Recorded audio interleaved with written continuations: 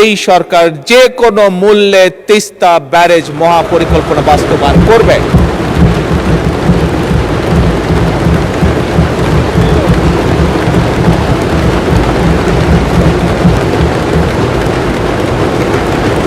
BNP সরকার বরাবরই কৃষি বা কৃষি বান্ধব সরকার। বর্তমান সরকার পদ্মা ব্যারেজ নির্মাণের উদ্যোগ গ্রহণ করেছে। আমাদের সকালে ঘুম থেকে উঠে রাতে ঘুমানো যাওয়া পর্যন্ত যেই বিষয়টি একটি জড়িত, সেটি হচ্ছে দেশের পানি। মাননীয় স্পিকার, দেশে দীর্ঘদিন ধরে নদী খনন, পানি সংরক্ষণ, বন্যা নিয়ন্ত্রণ, নদী ভাঙন প্রতিরোধ, আন্তঃনদী ব্যবস্থায় সমন্বিত পরিকল্পনা একটি অভাব ছিল বা আছে, আমি বলবো এখনো বিদ্যমান আছে। মাননীয় স্পিকার, সুতরাং নদীর যে নাব্যতা, প্রায় আমরা দেখি নদীগুলোতে হয় বন্যা হচ্ছে অথবা নদীগুলোতে পানি শুকিয়েছে। সবকিছু মিলে নদীর যে নাব্যতা, এটি ফিরিয়ে এনে, এগুলিকে খনন করার মাধ্যমে এগুলোকে ফিরিয়ে এনে দেশে বন্যা খরা থেকে মুক্ত রেখে, একই সাথে মাননীয় স্পিকার সারা বছর যাতে আমাদের কৃষক ভাইরা, মাননীয় স্পিকার আমি এমন জায়গায়ও গিয়েছি যেখানে বর্ষাকালেও, যেখানে পানি থই থই করে বর্ষাকালে, সেখানেও আমরা দেখেছি অনেক খালে পানি থই থই করছে, কিন্তু খাল থেকে কিছু দূরে কৃষক পানির অভাবে তার জমিতে সেচ দিতে পারছে না। সেজন্যই মাননীয় স্পিকার সারা বছর যাতে কৃষক সেচ সুবিধা নিশ্চিত রাখতে পারে, তার জন্য বর্তমান সরকার পুনরায় যেখানে সম্ভব নদীগুলো, যে সকল নদী পসিবল সেই নদীগুলো এবং খালগুলোকে খনন এবং পুনর্খননের কাজ এরই ভিতরে শুরু করেছে।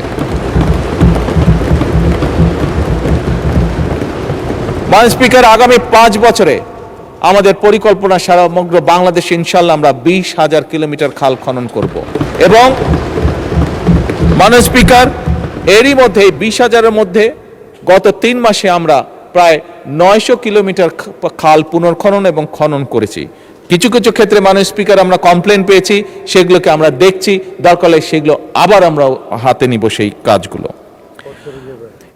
মাননীয় স্পিকার, আমাদের সংসদ সদস্যরা, বিশেষ করে দেশের উত্তরাঞ্চল থেকে যে সকল সংসদ সদস্য নির্বাচিত হয়েছেন, সেটি রাজশাহী হোক অথবা সেটি রংপুর বিভাগ হোক না কেন, প্রত্যেকেরই দুটি বড় কনসার্ন হচ্ছে পানি, পদ্মা, তিস্তা।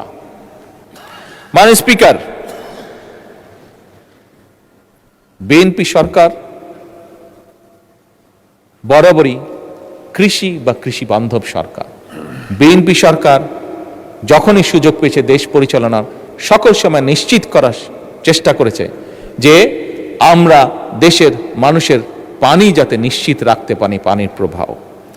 এবং সে কারণে মাননীয় স্পিকার বর্তমান সরকার পদ্মা ব্যারেজ নির্মাণের উদ্যোগ গ্রহণ করেছে, যা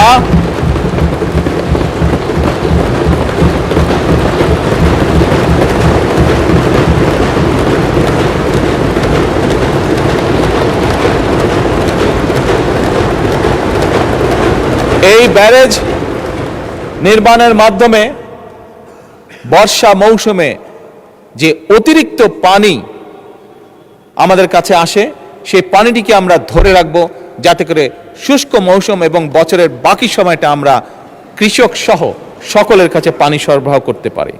মাননীয় স্পিকার, এবার আমি আরেকটু উত্তরের দিকে চলে যাই এবং সেই উত্তরে অবস্থান করছে আমাদের তিস্তা। মাননীয় স্পিকার, জাতীয় অগ্রাধিকার ভিত্তিতে ইনশাল্লাহ এই সরকার যে কোনো মূল্যে তিস্তা ব্যারেজ মহাপরিকল্পনা বাস্তবায়ন করবে।